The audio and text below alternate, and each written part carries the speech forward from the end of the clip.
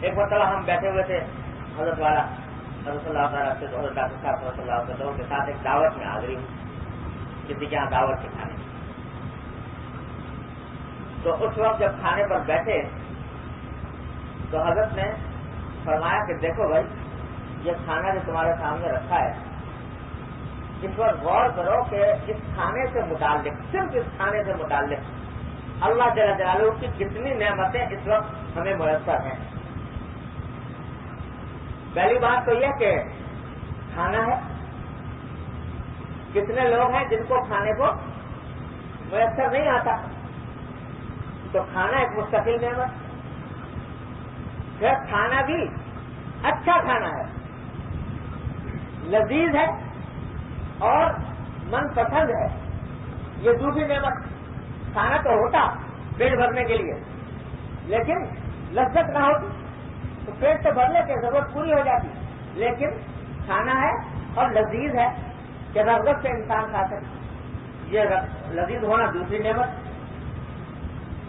پھر کھانا ہوتا لذیذ بھی ہوتا، بھوک نہ ہوتی، کھانے کی خواہش ہی نہ ہوتی، تو کتنا ہی اعلیٰ سے اعلیٰ کھانا رکھا ہو لیکن انسان کھانے پر قادر نہیں، اس واسطے کہ بھوک نہیں. تو بھوک کا ہونا کھانے کے وقت یہ تیسری نعمت. کتنے لوگ ہیں کہ جو بھوک کے باوجود بھوک نہیں ہے نہیں کھا سکتے. پھر کھانا بھی ہوتا، اچھا بھی ہوتا، بھوک بھی ہوتی، لیکن کوئی بیماری ایسی لاحق ہوتی کہ ڈاکٹر نے منع کر دیا کہ یہ مت کھانا، پرہیز ہوتا. تو بھوک بھی لگی ہوئی ہے، دل بھی چاہ رہا ہے، کھانا اچھا موجود بھی ہے لیکن کھا نہیں سکتے اس واسطے کہ پرہیز ہے. حضرت والا حضرت حکیم اللہ صلی اللہ علیہ وسلم نے مواعظ میں کہیں بتلایا ہے کہ لکھنؤ میں ایک صاحب سے بڑے نواب اور بڑے صاحب جائیداد محلات ایک ایسی بیماری میں مبتلا ہو گئے کہ معالج نے ان سے یہ کہا تھا کہ آپ کوئی چیز کھا نہیں سکتے. نتیجہ اس کا یہ کہ گوشت کا قیمہ بنا کر اور اس کو ایک ململ کے کپڑے میں اس کی پوٹلی بنا کر اور اس کا رس نکالا جاتا تھا اور بس وہ پی سکتے تھے، اس کے سوا اور کوئی غذا نہیں کھا سکتے. تو گھر میں نعمت کھانا بھرا ہوا ہے انواع اقسام کے کھانوں سے، پھلوں سے، نعمتوں سے، خواہش بھی ہے لیکن نہیں کھا سکتے اس واسطے جو پرہیز ہے. تو کھانا ہونا ایک نعمت، لذیذ ہونا دوسری نعمت، بھوک ہونا تیسری نعمت اور پرہیز نہ ہونا، بیماری کا نہ ہونا، یہ چوتھی نعمت. چلو کھانا بھی ہوتا، اچھا بھی ہوتا، بھوک بھی ہوتی اور پرہیز بھی نہ ہوتا، لیکن کوئی پریشانی مسلط ہے دماغ کے اوپر،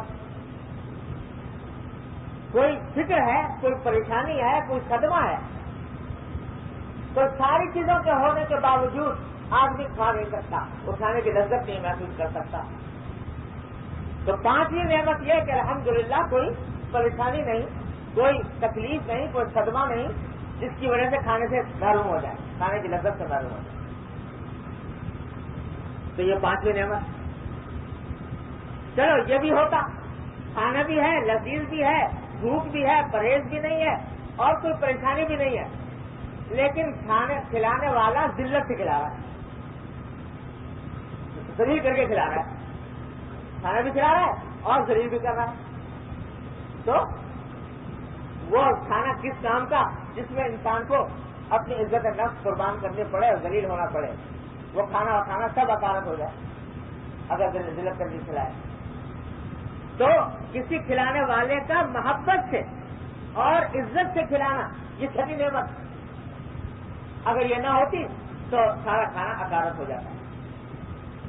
تو حضرت فرماتے ہیں کہ دیکھو یہ جو وقت ہے اس لمحے میں صرف کھانے سے متعلق اتنی نعمتیں اللہ تبارک و تعالیٰ کی میسر ہیں.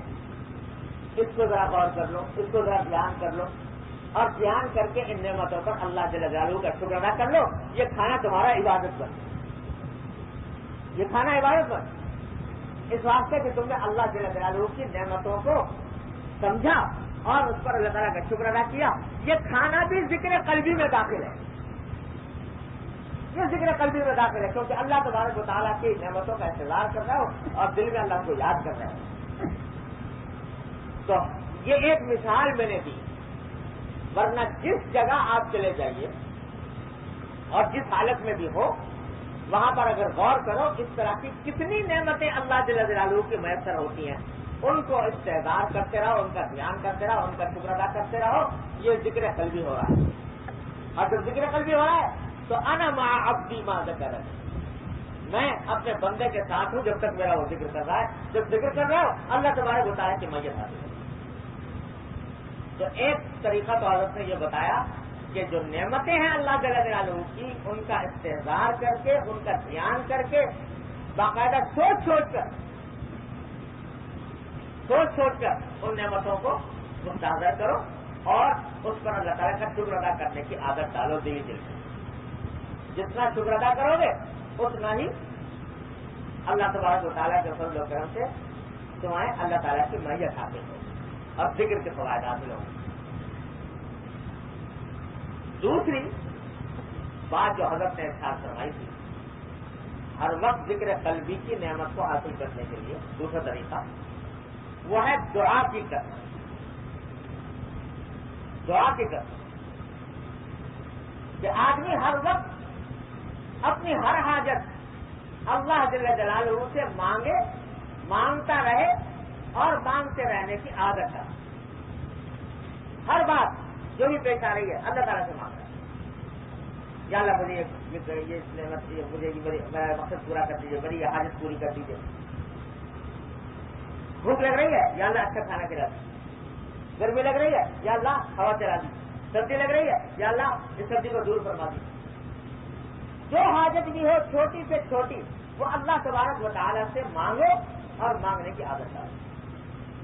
حدیث میں آتا ہے کہ اگر تمہارے جوتے کا تسمہ بھی ٹوٹ جائے تو مانگو اللہ سے, یا اللہ یہ تسمہ ٹوٹ گیا اب رحمت سے چھٹی کر. جو حاجت بھی پیش آئے چھوٹی سے چھوٹی, کوئی چیز گم ہو گئی یا اللہ گم ہو گئی اپنی رحمت سے دلوا. عادت ڈالو, رٹ لگاؤ, اللہ تبارک و تعالیٰ سے مانگو. اور میرے حضرت فرمایا کرتے تھے کہ تم نے دیکھا نہیں کہ ایک بچہ ہوتا ہے, چھوٹا بچہ, اس کو جو کچھ بھی تکلیف ہوتی ہے یا جو بھی اس کو حاجت پیش آتی ہے وہ فوراً اپنی ماں سے مانگتا ہے. امی یہ کام کر دیجیے, امی یہ کام کر دیجیے, امی یہ کام کر دیجیے. یہاں تک کہ اگر گھر سے باہر نکلا اور بچوں میں کھیل رہا ہے, وہاں کسی سے لڑائی ہو گئی اور کسی بچے نے اس کو مار دیا, تو وہاں گھر سے باہر کھیل رہا ہے, مار دیا, تکلیف ہوئی, وہاں بھی پکارے گا تو ماں ہی کو پکارے گا, امی کہہ کے رہے گا. حالانکہ جانتا ہے کہ ماں سن نہیں رہی, موجود نہیں, دیکھ نہیں رہی, لیکن پکارے گا ماں ہی کو. وہ کیوں؟ اس واسطے کہ اس نے اپنا ملجا و ماوا بنایا ہوا ہے ماں کو, اور سمجھتا ہے کہ میری ساری ضروریات یہی پوری کرے گی اور کوئی میری بات اتنی سننے والا نہیں ہے جتنی میری ماں سنے, اور اسی کو اسی سے مانگتا ہے. تو حضرت فرماتے ہیں کہ دیکھو ایک بچے کو بھی اتنی عقل ہے کہ میری جو کچھ ہے یہ ماں ہے اور مجھے ہر چیز سے مانگنی چاہیے. تو حضرت فرماتے تھے کہ بھائی اللہ میاں کے ساتھ کم از کم اتنا تعلق تو پیدا کر لو جتنا ایک بچے کو اپنی ماں سے ہوتا ہے. کہ جب تمہیں کوئی حاجت پیش آئے اللہ میاں سے مانگو, کہو اللہ تعالیٰ کہ اللہ یہ تکلیف ہو رہی ہے, اس تکلیف کو دور کروا دیں. بچہ تو باہر اگر پکار رہا ہے ماں کو, جانتا ہے کہ ماں نہیں سنتی ہے, تو سن سکتی ہے, پھر بھی پکار رہا ہے. ارے تم تو ایسے اللہ کے بندے ہو جو ہر جگہ سنتا ہے, ہر جگہ دیکھتا ہے, سمیع و بصیر ہے. لہٰذا جس حالت میں بھی ہو, جس دور میں بھی ہو, اللہ جل جلالہ کو پکارو, اس سے مانگو کیا اللہ یہ تکلیف دور کر دیجیے, کیا اللہ یہ حاجت دور کر دیجیے. اور فرمایا کرتے میرے حضرت فرماتے تھے کہ یہ میں تمہیں ایسا نسخہ بتا رہا ہوں کہ پہلے زمانے میں ایسی بات بتانے کے لیے مہینوں ریاضتیں کرائی جاتی تھیں, تب یہ سینہ بہ سینہ راز بتائے جاتے تھے.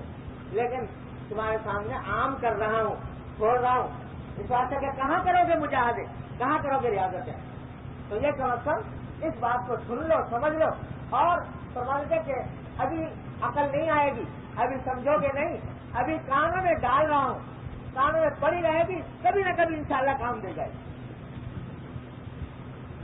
تو ایسی بات ان کی گونج دیا کانوں میں، فرماتے کہ جب یہ بات سن لو، ابھی کانوں میں دل میں اتار لو، ایک مرتبہ دل میں جب بیٹھ جائے گی تو انشاءاللہ زندگی میں کبھی نہ کبھی کام دے گی۔ اللہ تو دعا اللہ تبارک و تعالیٰ سے مانگو، ہر چیز مانگو۔ جب حدیث میں حضور اقدس صلی اللہ علیہ وسلم نے یہ بتایا کہ بھائی اگر تمہارے جوتے کا دسواں ٹوٹ جائے تو اللہ میں سے مانگو، کیا مطلب اس کا؟ بھائی جوتے کا دسواں ٹوٹ گیا، سیدھی سی بات یہ ہے کہ جاؤ کسی موچی کے پاس اور جا کر اس سے جڑواؤ، یہ اللہ میں سے مانگ رہے ہو، کیا مطلب؟ تو یہ حقیقت دکھایا یہ جا رہا ہے کہ جن چیزوں کے بارے میں آنکھوں سے معلوم نظر آ رہا ہے کہ اس کام کا ظاہری سبب کھلانا ہے، وہ کام کرنا ہے، کب ہوگا؟ اس میں بھی اللہ تبارک و تعالیٰ سے مانگو اور اللہ تبارک و تعالیٰ سے دعا کرو تاکہ اس بات کا اعتراف ہو کہ یہ سب اسباب ظاہری ہیں،